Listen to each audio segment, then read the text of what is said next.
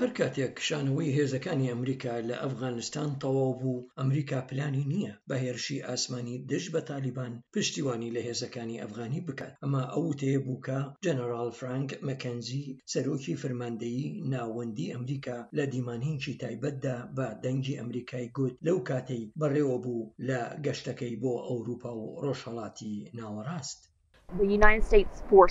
ئایا هێزەکانی ئەمریکا لە چەکدارانی تالیبان دەدەن؟ ئەگەر تالیبان هێزەکانی ئەفغانی بخەنە مەترسیەوە و ئایا ئەمەش لە ئێستادا درێژەی دەبێت؟ ئایا بەو جۆرە دەبێت؟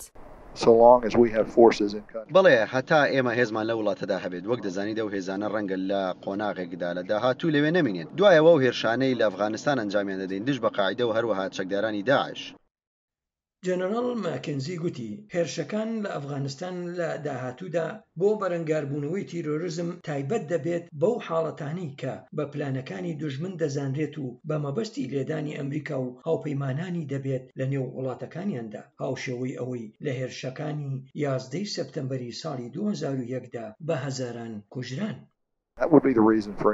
ئەوە هۆکارێکە دەبێت بۆ ئەنجامدانی هەر هێرشێک کە ئێمە دوای بەجێهێشتنی لە ئەفغانستان ئەنجامی دەدەین. دەبێت ئێمە کەسێکمان بۆ ئاشکرابوو بێت ئەوەی دەیەوێت هێرش بکاتە سەر ئەمریکا و یەکێک لە هاوپەیمانانمان و هەروەها هاوبەشانمان.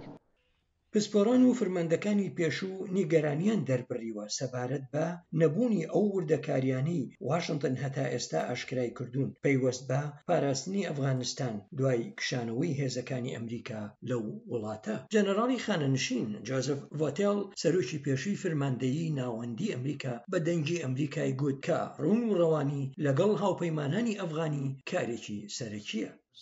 من پێم وایە ئێمە لە سەرمانە هەتا بکرێت لەگەڵیان ڕوون و ڕەوان بین بۆ ئەوەی پلان ڕێژی بکەین دەربارەی ئەوەی کە چی دژ بە سیاسەتمانەوە بۆ ئەوەی لێکتەگەیشتنێکی ڕوونیان هەبێت سەبارەت بەوەی کە ئەنجامی دەدەین، هەروەها سەبارەت بەوەشی کە ئەنجامی نادەین. ئەمریکا و هاوپەیمانانی ناتۆ بەردەوام دەبن لە دابینکردنی موچەی سەربازانی ئەفغانی و یارمەتیدانی هێزەکانی ئاسمانی ئەفغانی و هەروەها دابینکردنی خزمەتگوزاری پاراستنی فڕۆکەکان و یارمەتیدان بەڕاهێنان پێکردن بە هێزەکانی ئەفغانی و ئەم دوو یارمەتیەی ئاماژە پێکرا و لە دەرەوەی ئەفغانستان ئەنجام دەدرێن. بەڵام بەلای شارەزایانی لەشکریەوە ئەوان دەترسن لەوەی لەشکری ئەفغانی هەرس بێنێت هەر کە سوپای ئەمریکا ئەو وڵاتەی بەجێهێش دەڵێن ئەو هەوڵانە بە ئەندازەی پێویست نین.